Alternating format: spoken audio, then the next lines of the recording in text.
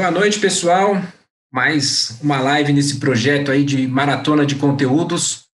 O nosso convidado aí super especial, um engenheiro de produção, gerente industrial, trabalhou muitos anos aí na siderúrgica Nossa Senhora Aparecida, é uma siderúrgica lá em Sorocaba, na área de aciaria, então que é o coração aí da siderúrgica, período de 77 a 94, e depois, em 94, ele assume o desafio de ingressar na indústria de metais Kiowa. E parece que é um casamento aí de longa data, né? Porque entrou em 94 e está aí até agora.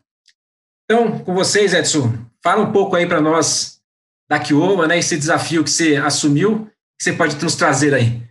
Comecei na Kiowa em 94, né? Falar um pouco da Kiowa, né? Na época, seu Ishida da Vivo, né? O fundador aí da empresa.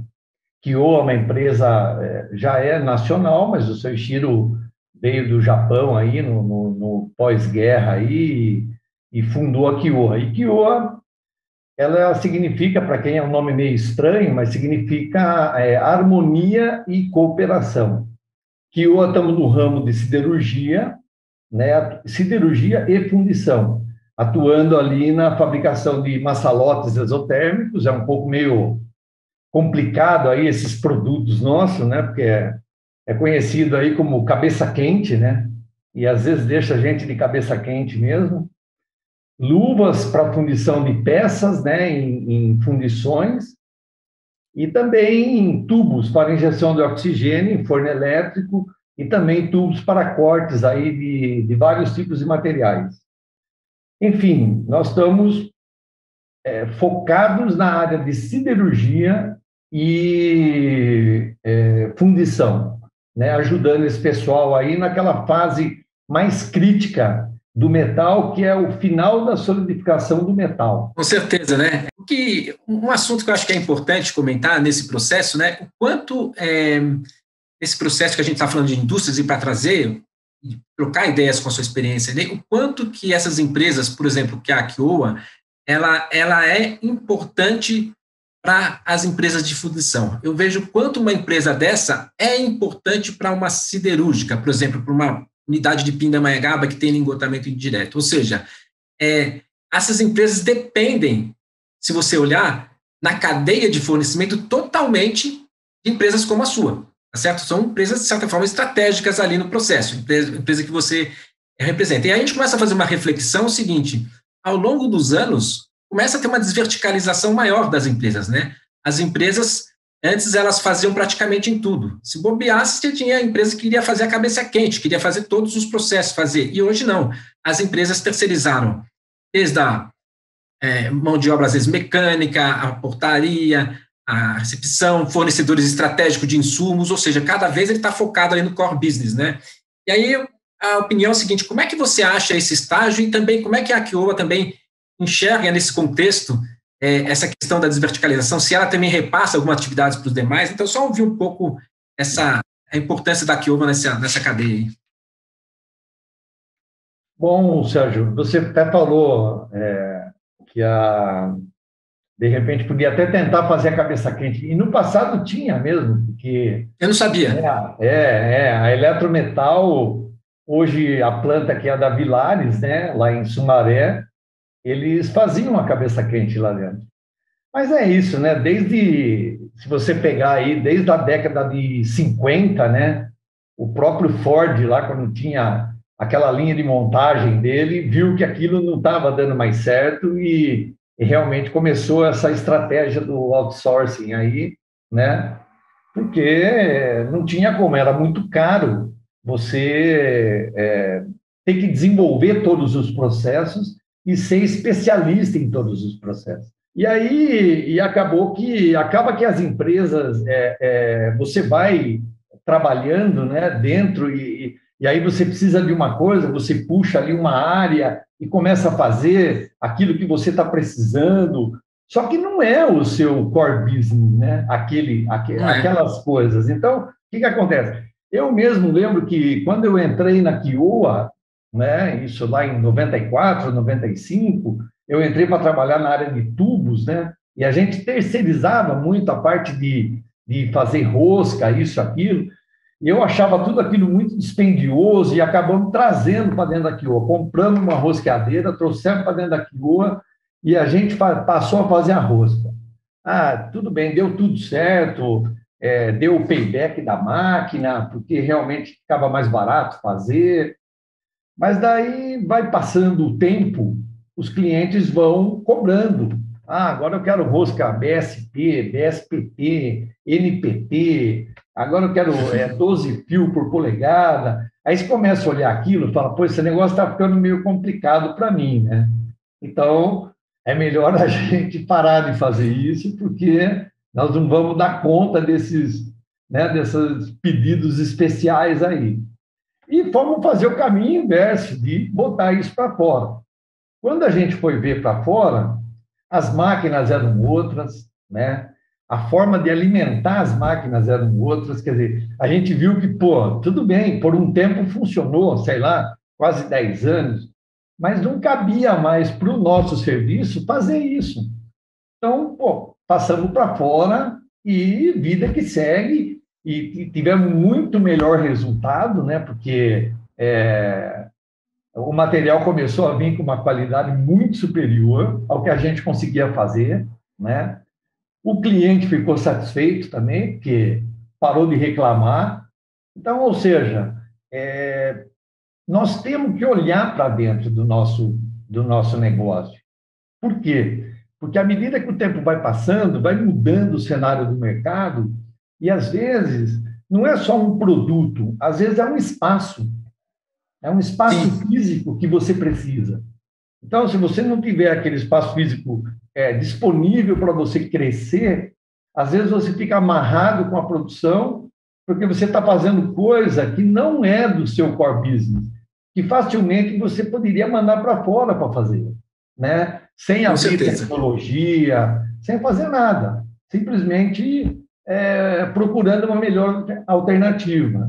Então, eu acho que realmente isso é uma coisa que, né, a gente tem que ficar esperto na outra ponta, Serginho, porque uma coisa também é dentro da sua empresa o que você pode terceirizar, e a outra é a expectativa que o seu cliente tem com você.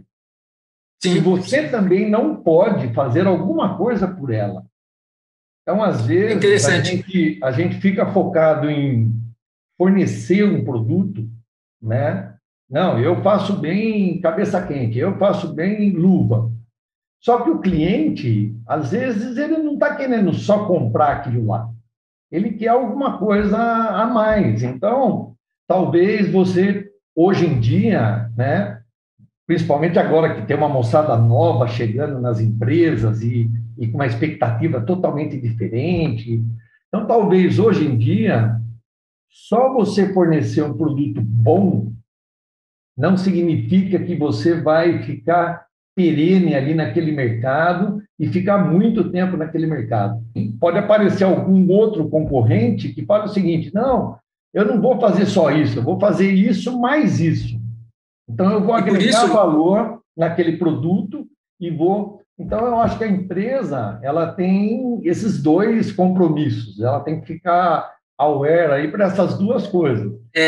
Quando o comprador está fazendo uma seleção de um fornecedor para ter seu parceiro e de longa parceria, você tem que avaliar o seguinte, esse fornecedor, eu quero o quê com ele? Eu quero preço? Ok, mas eu quero um fornecedor que me traga o quê? Soluções, que me traga dedicação, que me traga respostas tecnológicas ao longo do tempo. Ou seja, não basta você ter um fornecedor que traga pontualmente somente aquele preço instantâneo. Por quê? Porque você tem que ter um fornecedor, que nem você falou, que está focado naquilo e você sabe que você tem que melhorar cada dia as soluções do seu produto. Ou seja, não basta você fornecer só pontualmente agora. Você sabe que daqui 1 ano, 2 anos, as exigências vão ser totalmente diferentes, né?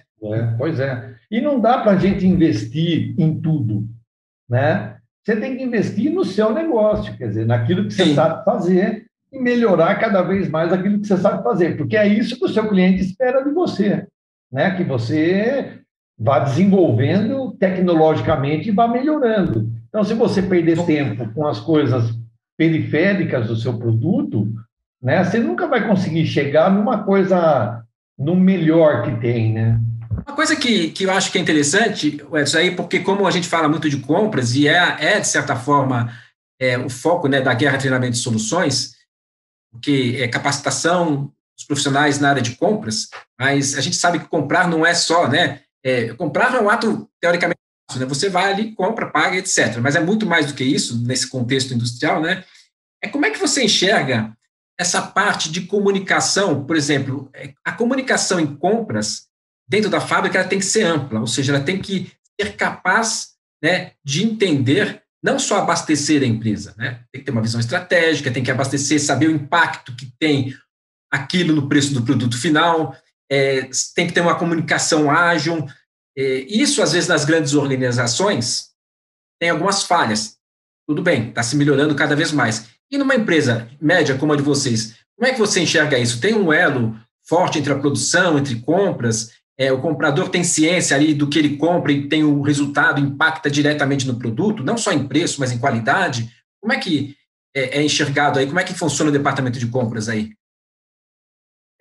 Sérgio, nós procuramos tirar proveito, né, do nosso tamanho, né? Eu vejo, às vezes eu acompanho o trabalho da minha filha, que trabalha na GE, né?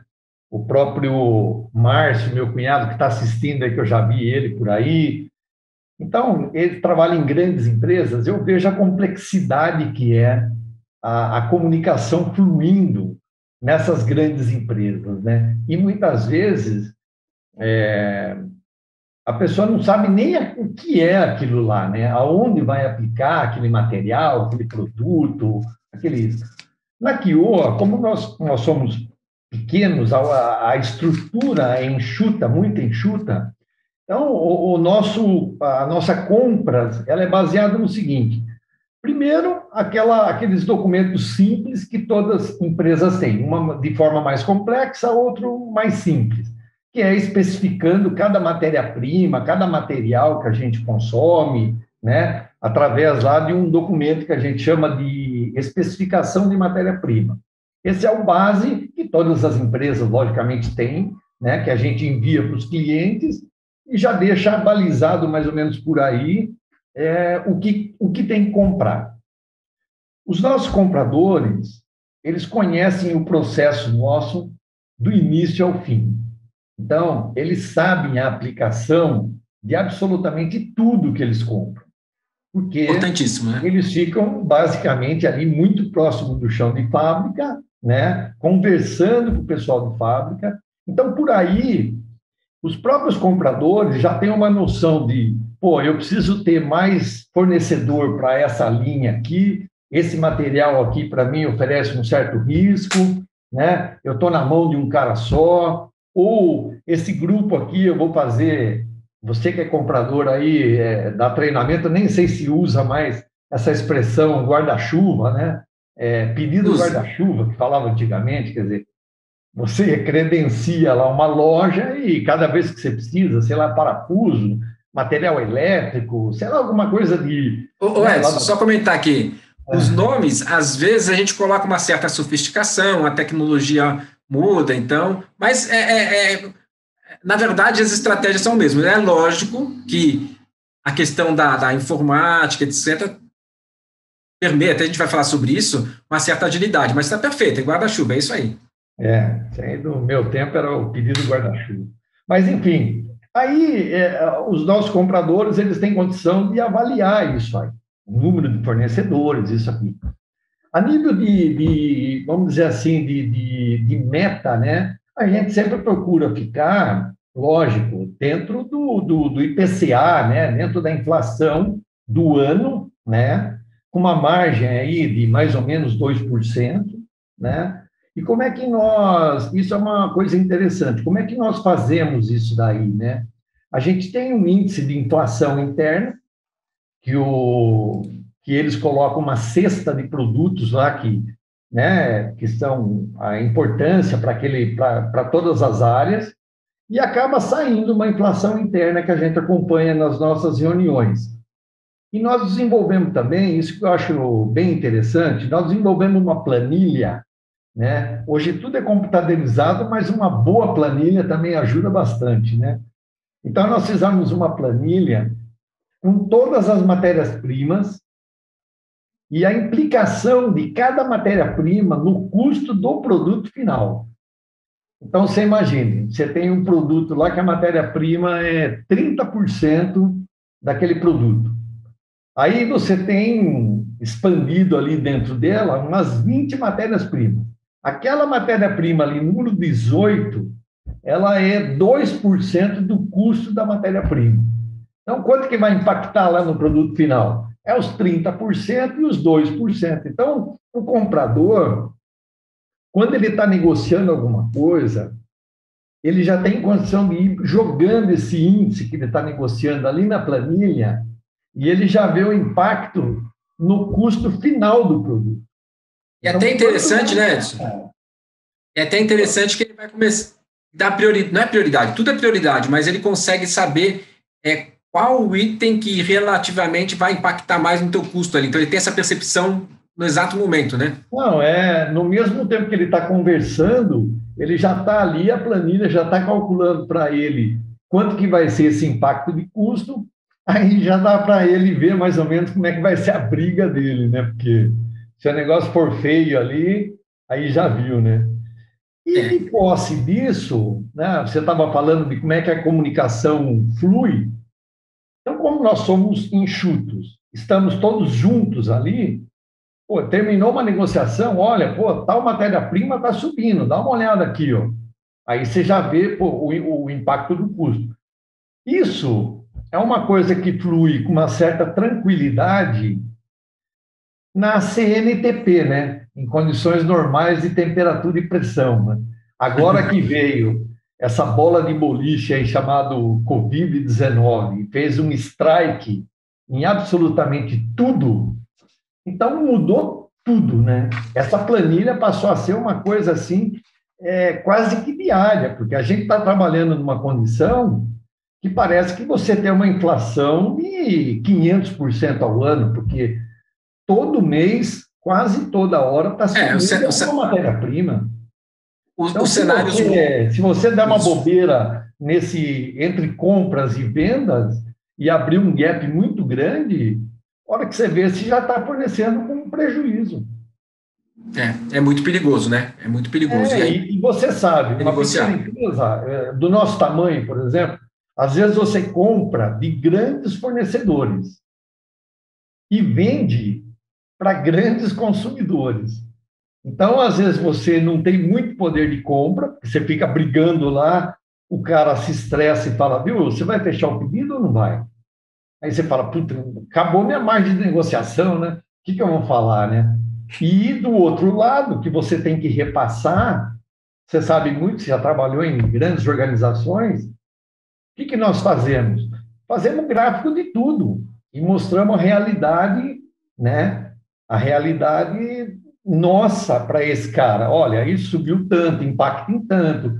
E tenta sensibilizar o cara para ele, essas grandes empresas, para repassar para a gente o reajuste, porque senão a coisa fica... Esse é um recado muito importante, eu falo isso também muito, né? Você está falando, uma coisa é a inflação, você pega a inflação oficial e também tem vários indicadores, mas você entender, e a gente entende, mas a gente volta a falar isso, né? É o seguinte, as pessoas têm que entender que cada um brasileiro tem sua própria inflação, né? Porque minha inflação, os meus gastos é diferente que o teu, é diferente da Cone, que é diferente que o Daí, quem tu entrou agora aí, mas enfim, cada um tem sua inflação. E fora isso, cada empresa vai ter sua inflação.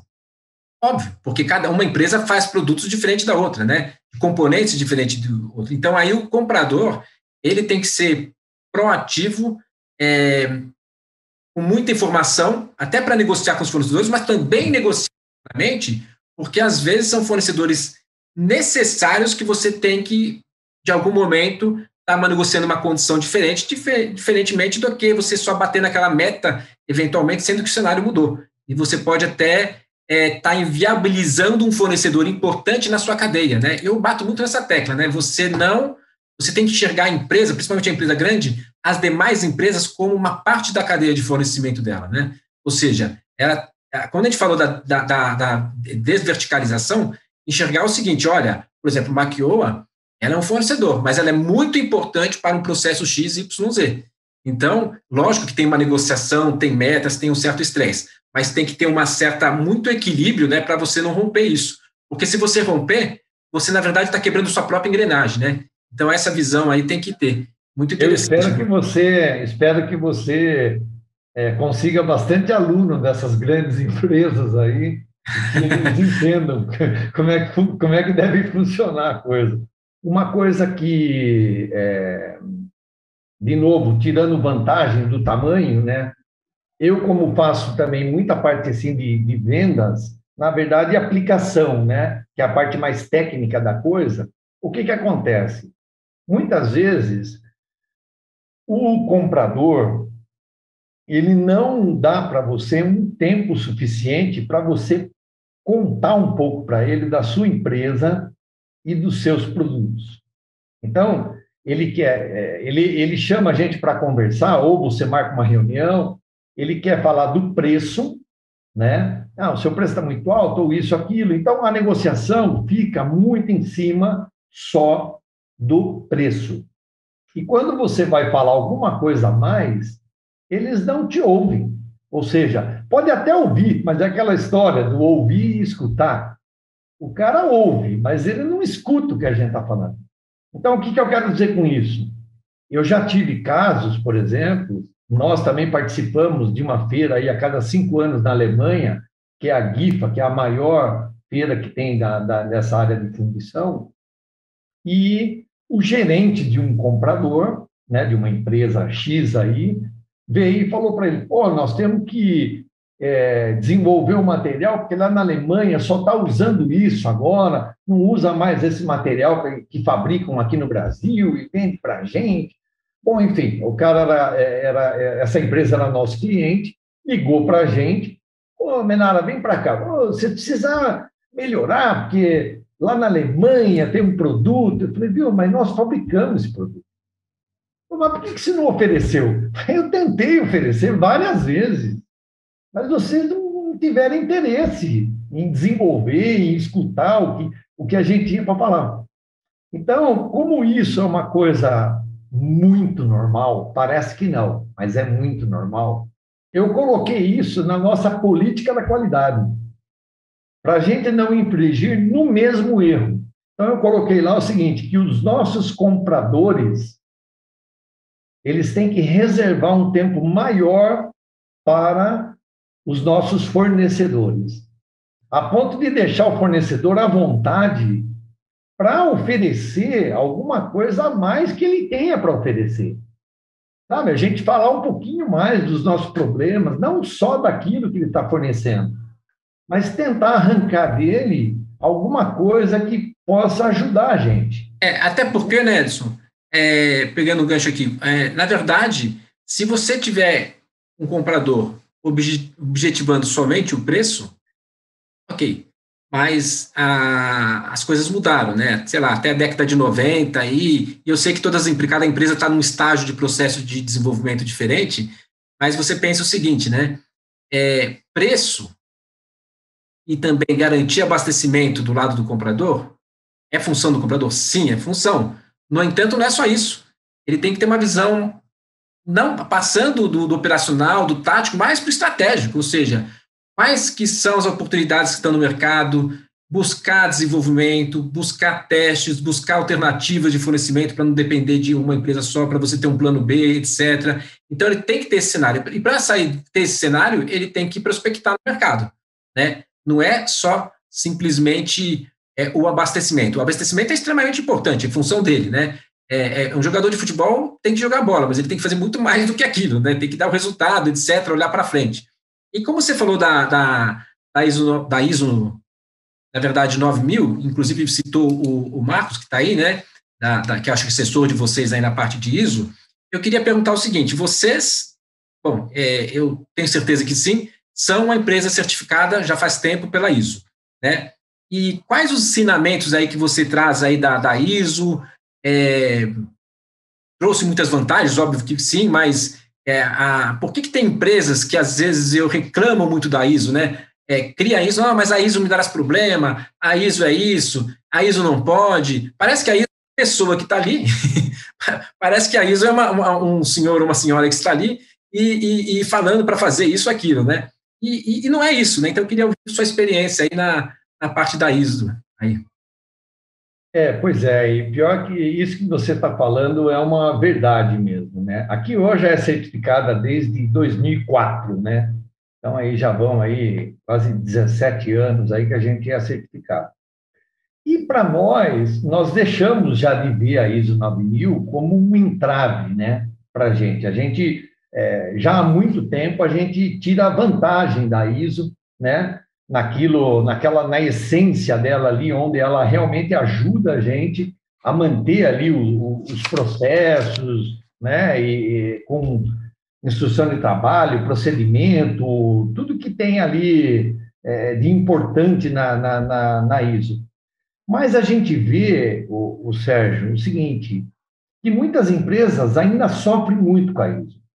Às vezes tem cliente nosso que pede tanta coisa, mas tanta coisa. Aí você fala, mas por que você está pedindo isso aí? Ah, porque a ISO pediu. Aí eu falei, mas a ISO não pede nada, pô. A ISO põe algumas diretrizes ali e você tem que interpretar a ISO.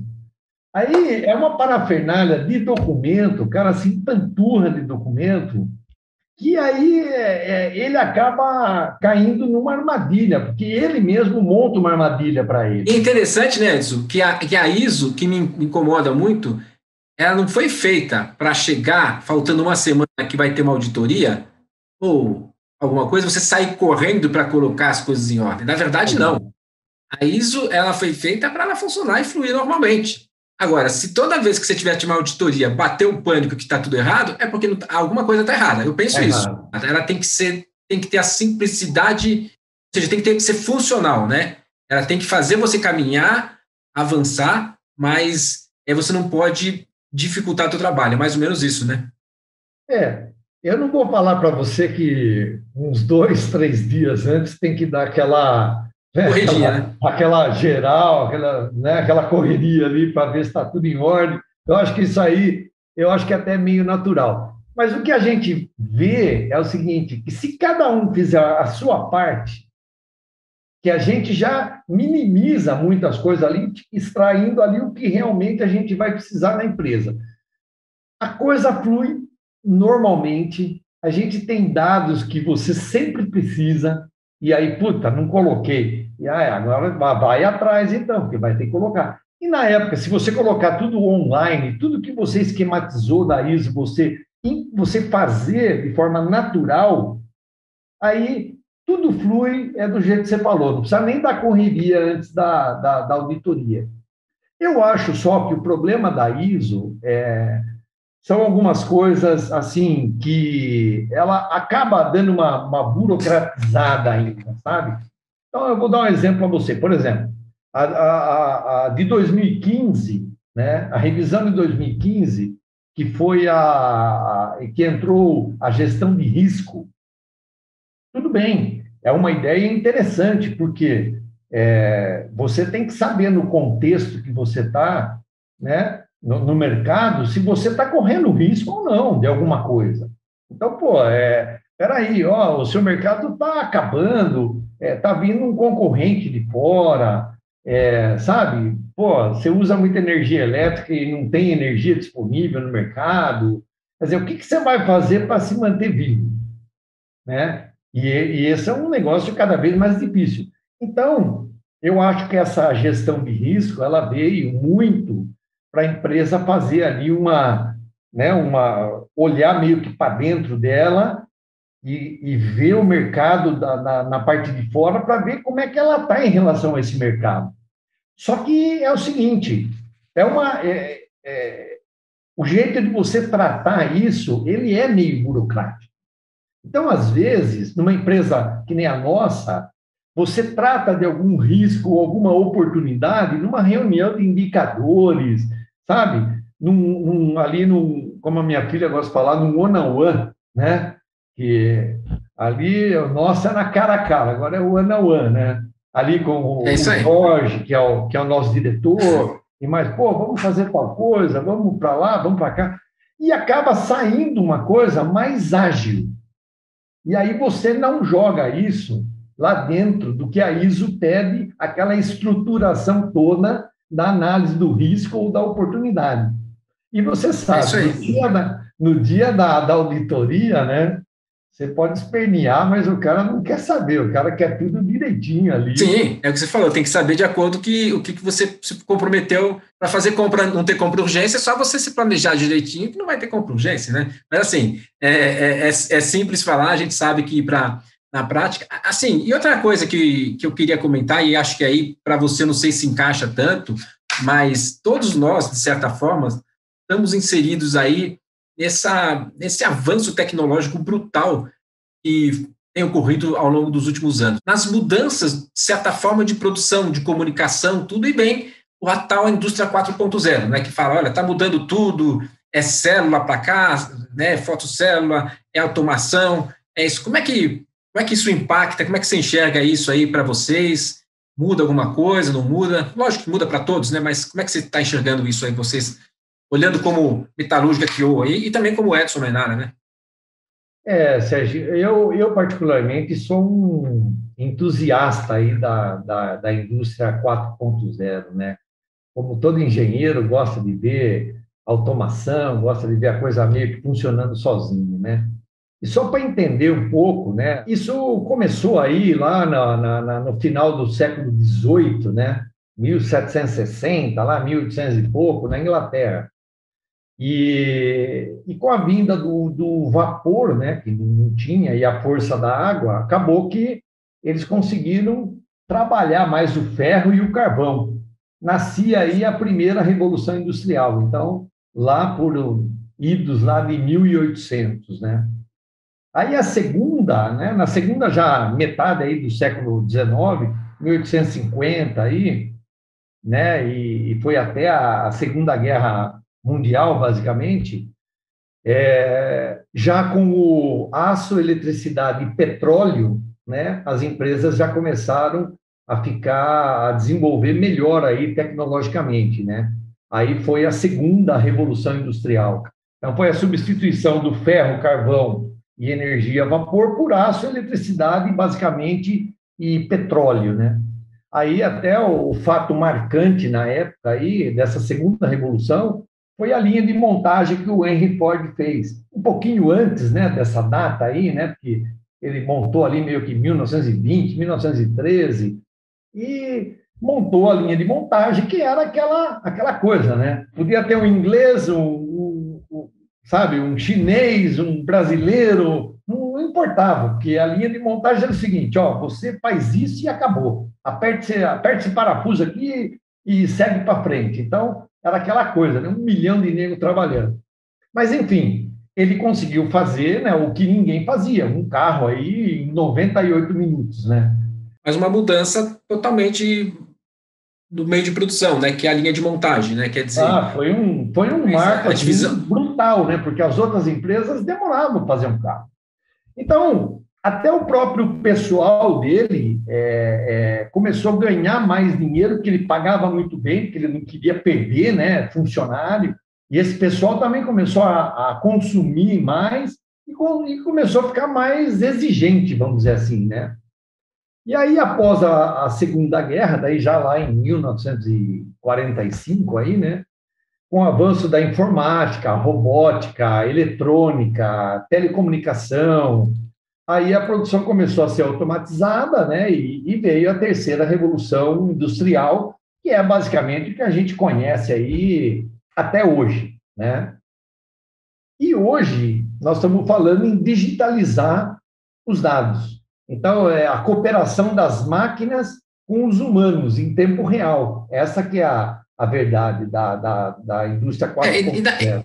na verdade, até participei de alguns seminários, um deles foi interessante, foi até na Universidade Federal do ABC, o campo de São Bernardo, e eu achei interessante uma parte, né, que um dos estudiosos, até um pessoal que trabalhou, acho que oriundo da Toyota, falou o seguinte, ó, por mais que você não queira, ela vai chegar até você. Ela está chegando. Ela chega através, como eu posso dizer, dos meios de comunicação que nos aproxima agora, que estão coisas que nós nem imaginávamos há pouco tempo atrás, né? reuniões virtuais, né, seminários, etc., através do meio de comunicação, porque quando você começa a enxergar tudo que era lá atrás, isso, de alguma forma, impacta nos meios de produção, de alguma forma. Mas você né? veja só, olha um exemplo muito assim, eu achei fantástico esse exemplo para mostrar o que essa digitalização de dados vai fornecer para o gestor, né? Para o cara que está cuidando do processo. É muito simples, mas ela diz tudo. Se você tem um dado, né, foi um cara da Rexroth que falou isso aí. Se você tem um dado separado, por exemplo, 39 graus centígrados, ele é apenas um dado. Você tem um dado 39 graus centígrados. Aí, se você associar esse dado a um outro dado, por exemplo, corpo humano, aí você tem dois dados que formam uma informação. Então, opa, peraí, corpo humano, 39 graus é igual febre. Beleza, diagnostiquei o problema. Então, agora eu vou tratar o paciente ali, vou tratar da febre.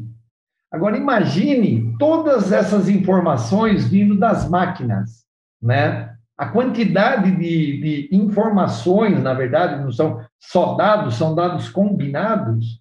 Então, você imagine o nível que você vai ter de informação para tomar decisão, né? A nível de produtividade, a nível de qualidade, a nível de mudança de processo ali, ou do formato da peça, sabe? Você vai poder fazer, assim, N coisas e reduzir custo, principalmente reduzir custo. Você vai ter, assim, um investimento inicial alto, né? Porque você vai ter que botar sensor em tudo, você vai ter que fazer a máquina conversar com você, né?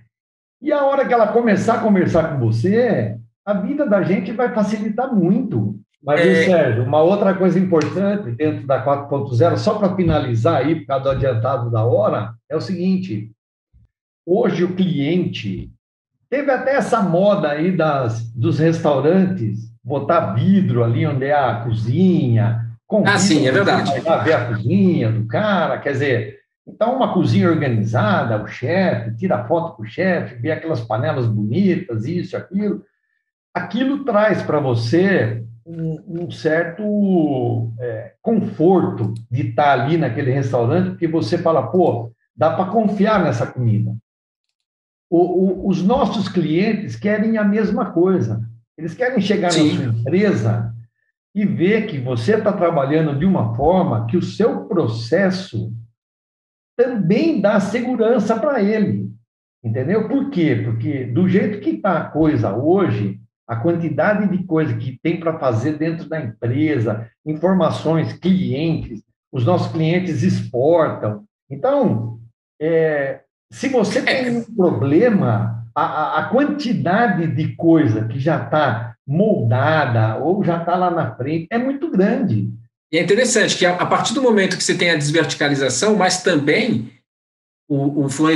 a empresa que está comprando, ela aumenta a preocupação, não é aumenta a preocupação, ela tem que ter a garantia de quem fornece, participa da cadeia de fornecimento, ela esteja sendo feito aquilo da melhor forma possível. Ou seja, se ela chegar na sua fábrica e ver que o processo não está legal, entendeu? Aí o cara fala, isso aí não me está dando segurança, vou ter que continuar checando isso aí. Quando chegar na minha empresa, tem que mandar para o laboratório para ver se está bom mesmo, não está. E você vê que isso, Sérgio, remete àquela parte que você falou de compras, né? De que não é só preço. Sim, então, não é só preço. Se a área técnica, a compra, vê lá que você tem um produto que é altamente confiável, porque você tem um processo altamente confiável, né? Isso pode ser o seu diferencial de fornecimento. Às vezes você tem até um custo maior por causa de tudo isso. Só que você garante que o cara não vai ter um retrabalho, não vai ter uma reclamação lá na frente. Você tem até um custo maior, mas, no entanto, quem compra vai ter um custo menor, embora paga-se um preço maior. Por quê? Vai trazer um benefício maior para ele. Ele não vai ter hora de pagar, né? Aproveitar isso, perguntar, a gente está rodando tempo aí, né? Como é que vocês veem a questão de pessoas? Porque, quero ou não, a Kyowa é uma empresa mais ligada para o processo de fabril, fábrica, né, manuseio, etc., né? Vocês têm... Como é que é a aptidão para as pessoas trabalhar nesse tipo de segmento? Eu vejo hoje essa questão de mão de obra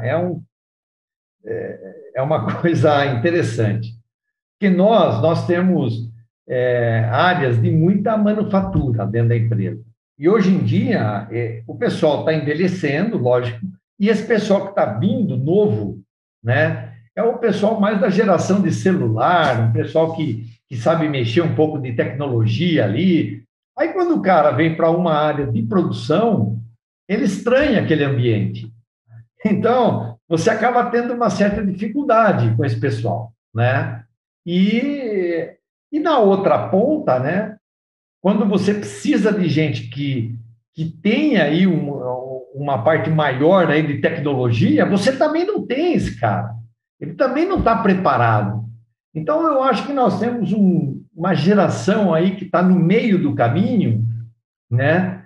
Que eles nem querem trabalhar numa área que não seja de tecnologia, né? E também não se preparam adequadamente para trabalhar numa área de tecnologia. O pessoal aí acaba ficando lá e trabalha pouco, né? E já sai, já acha que vou. O turnover é alto, né? O seu turnover acaba sendo alto, né? Pois é, e aí o que acontece? Ele também não consegue se encaixar em outro lugar, porque ele não sabe tudo aquilo que ele acha que sabe. Mas como você falou de pessoas e questão de pandemia, eu queria saber o seguinte, como é que vocês, como empresa média, segmento aí metalúrgico, ficção do Renato, como é que vocês estruturaram para encarar? Acho que todas as empresas tiveram que se virar alguma coisa. Como é que vocês trataram essa questão da Covid? Quanto que impactou? Mas eu não estou dizendo no teu custo, né? Estou pensando assim, com pessoas, né? O que vocês fizeram para tentar proteger na medida do possível? Olha, Sérgio, nós passamos, né, aquele sufoco igual todo mundo, né? Porque parece bobagem, mas só para você implantar aqueles conceitos básicos lá de não cumprimentar, não abraçar, não beijar, não ficar conversando perto, botar máscara, isso, aquilo. Então já foi uma briga muito grande, né? E nós, graças a Deus, tivemos pouco caso, acho que tivemos uns 3 casos que a gente já ficou esperto, qualquer um que sentisse alguma coisa não precisava vir trabalhar, a empresa não ia descontar, entendeu? Podia ficar em casa, até houve o temor, acho que todo mundo vai falar que está sentindo alguma coisa para não vir trabalhar, né? Mas não foi isso que aconteceu, entendeu? Realmente quem não veio trabalhar é porque realmente estava sentindo alguma coisa, né? E também os nossos clientes também tiveram os mesmos problemas, também pararam, a nossa produção também diminuiu, né? Nós tivemos ali um período de 2 meses ali de redução de jornada. Agora veio um negócio mais grave, a gente ainda teve que colocamos um totem agora recentemente lá que por aproximação tira a temperatura. Então tem a instrução lá, se der 37 graus e meio, chama o encarregado confere a temperatura e manda para o serviço médico, incentivando o pessoal a também trabalhar de carro para não pegar ônibus, mudamos todos os horários, né, para evitar aglomeração no refeitório, para evitar aglomeração também no vestiário, enfim, tudo que a gente podia fazer, né, deixando o funcionário também tranquilo nesse aspecto de não ter que ficar naquela neura de trazer um atestado, porque, sabe, eu estava com dor de garganta. Enfim, sim. Melhor não ir trabalhar do que ir e, de repente, se tiver alguma coisa e contaminar todo mundo.